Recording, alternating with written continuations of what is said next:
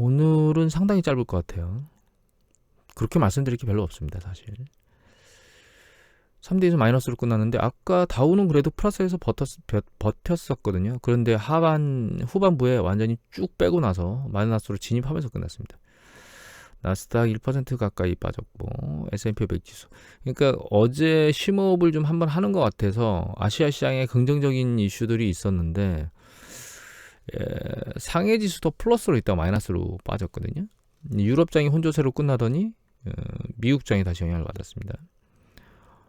그나마 긍정적인 거는 유가가 카자흐스탄 난리치는 것 때문에 확 머리를 들었다가 다시 빠지고 있어요.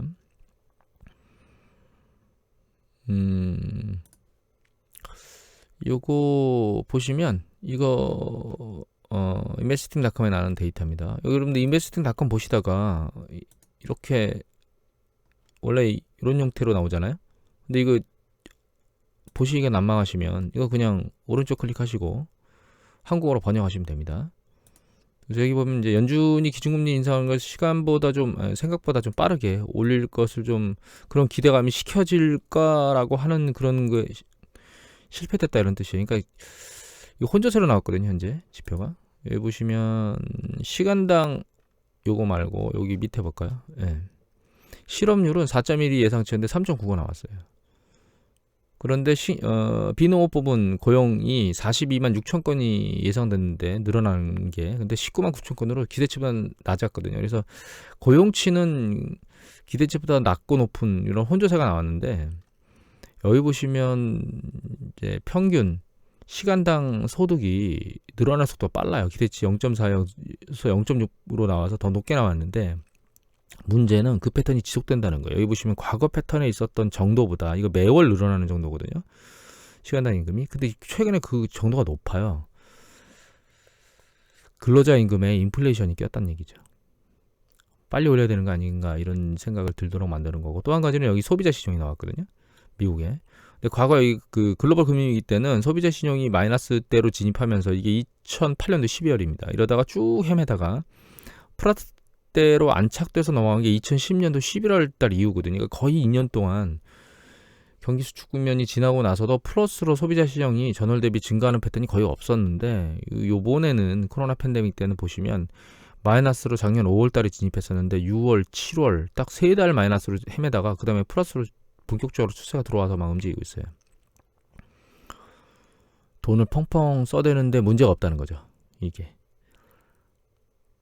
그러니까 결과적으로는 인플레이션 압력 방향으로 계속 작동하고 있기 때문에 이 연준에서 이 기대치보다 좀 빨리 올리는 것을 좀 시킬 수 있는 그런 여건이 사실은 없습니다. 지금.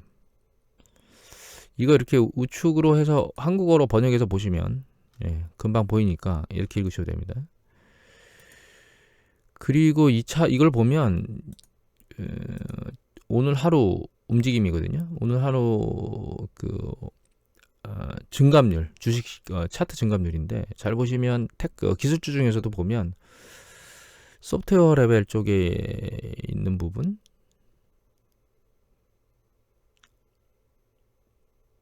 소프트웨어라고만 한정 지을 수는 없겠네. 여기도 소프트웨어이기 때문에 뭐 하드웨어적인 반도체 쪽이 세게 두들겨 맞았습니다. 지금 엔비디아나 AMD나 이런 것들이 세게 내려왔거든요.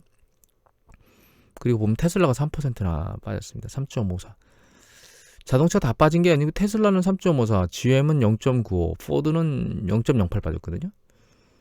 그러니까 테슬라가 혼자 세게 계속 뭔가 뒤통수를 맞고 있다는 뜻이죠. 그리고 경기 민감 쪽 이게 빨간색 쪽인 게 상대적으로 약한 건데 기술주나 경기 민감주 쪽에 있는 애들이 좀 영향을 좀 많이 받았습니다.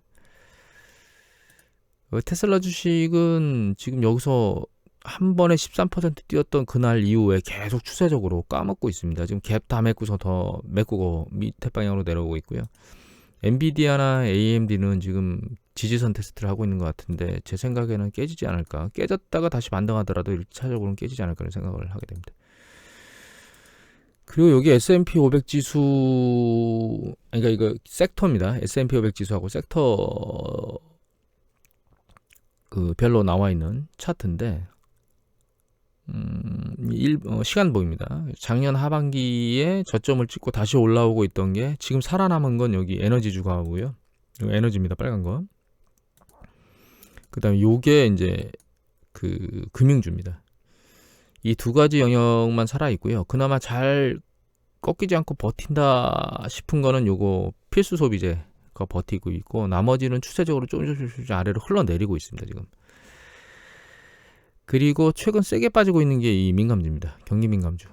아주 다른 거에 비해서 상당히 빠른 속도로 빠지고 있죠. 그 다음에 여기 보면 헬스케어 쪽도 성과가 가장 낮은 패턴의 바닥에서 움직이고 있습니다, 지금. 결과적으로는 연준에서 기준금리를 올릴 것이다라고 하는 것에 의해서 한번 흔들렸었는데 12월 달에 그 흔들리는 강도가 세진 않았었거든요. 그런데 좀 속도가 빨라서 3월 얘기들이 나오고 있고, 어쩌면 대차 대조표를 축소하는, 그러니까 채권을 매입했었는데 오히려 시장이 더 파는 이런 액션까지 좀 빨라질 수 있겠다라고 하는 얘기들이 올라오면서 시장이 흔들리고 있는데, 개인적으로는 그 생각을 또 합니다. 흔들리는 변동성을 보이긴 하는데 과연 얘가 얼마나 흔들릴까? 강력한 투심으로 또 일정 부분 흔들고 나서 받치고 또 올라가는 거 아닐까? 이런 생각을 조심스럽게 하고 있고요. 어제도 말씀드렸지만 매수 타이밍의 포인트를 잡는데 집중해서 작업을 지금 해야 되는 시기이기 때문에 거기에 집중을 해야 된다, 이런 생각을 하고 있습니다. 그 다음에 이거는 월도미터 데이터인데요. 이거 미국입니다.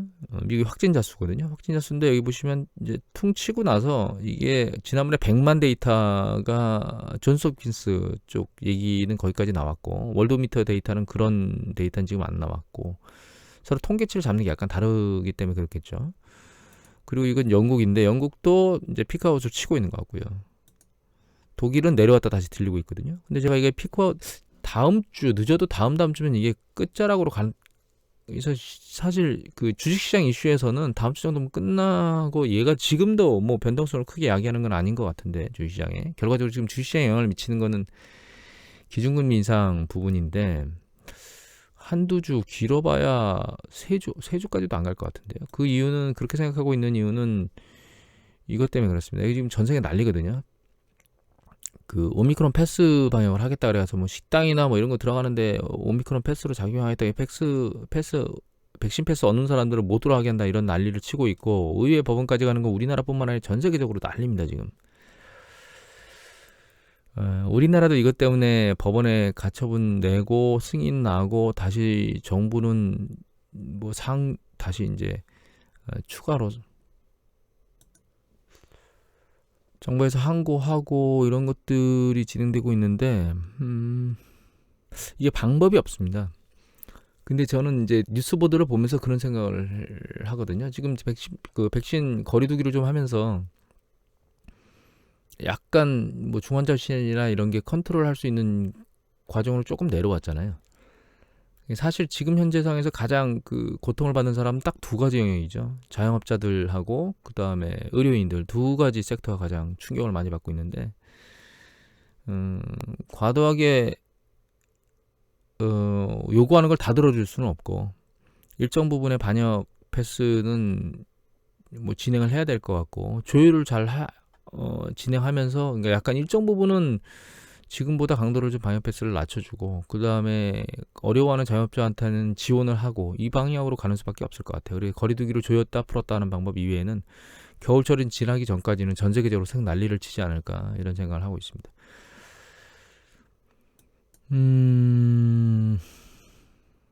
문제는 이제 중국입니다. 중국. 여기 보시면 중국 나오죠. 시안 봉쇄가 끝나기도 전에 다른 도시가 재확산되는데 올림픽이 다가오고 있다는 거죠. 이거 계속 말씀드리고 있는데, 중국은 결과적으로 제로 방역에 대한 것들을 포기해야 될 겁니다. 제로 방역을 포기해야 될 것 같고, 그게 이제 중국의 금융 시스템이나 의료 시스템이나 이런 거에 좀 더 강력하게 영향을 미칠지는 좀 상황을 지켜봐야 되겠는데, 어쩔 수 없이, 그러니까 그 베이징 동계올림픽이 중국의 경제에 긍정적인 영향을 미치겠느냐라고 하는 생각에 대해서 저는 개인적으로는 반대쪽으로 생각하고 있습니다. 부정적인 영향을 미칠 것이라는 생각을 하고 있는데 그게 이제 오미크론 확산 때문에 그렇게 생각을 하고 있고 어제 작년에 일본 같은 경우에도 올림픽 치르고 그 뒤에 홍역을 알았잖아요. 여기도 베이징도 중국도 마찬가지가 아닐까 그런 생각을 하고 있습니다. 중국 하나 더 생각해 봐야 될 게 이 헝다그룹 사태인데 이거 국민일보 기사고 1월 7일자 기사입니다. 헝다 부동산 위기가 중국 전체로 확산되나 건실한 업체도 디폴트 얘기가 나왔는데 신창호 선임 기자께서 쓰셨습니다. 여기 보면 어딨죠? 스마라온 회사가 건실한 업체로 인식이 됐는데 갑자기 자금을 여기 못 돌려받았다고. 스마하고 실질적 디폴트 상태로 빠져 대출 전액을 상환 요구를 했지만 지난 6일까지 6,400억 위안, 6억 4,500만 위안을 아직 돌려받지 못했다라고 말했다. 그러니까 건실한 기업이라고 하는 기업도 자금 회전에 영향을 미치고 있다라고 하는 생각 때문에 이것 때문에 사실 중국 당국에서는 부동산 쪽에 조정을 하려고 해서 연착륙을 시도하려고 하는데 상황이 경착륙으로 갈 수도 있다라고 해서 이건 모니터링을 계속 강화해야 될 것 같고 중국이 지수상으로는 상당히 낮은 가격대에 있으며 상대적으로 매력적인 주식시장 그러니까 향후에 매력적인 성과를 볼 수 있다고 그런 가능성을 가지고 있다고는 하나 일단은 모니터링을 잘 하고 타이밍은 잘 잡아서 들어가야 된다 이 생각을 계속하고 있습니다. 마지막으로 여기서만 보고 끝내겠습니다. 이거는 강연현 기자께서 1월 7일 날 올리신 기사입니다.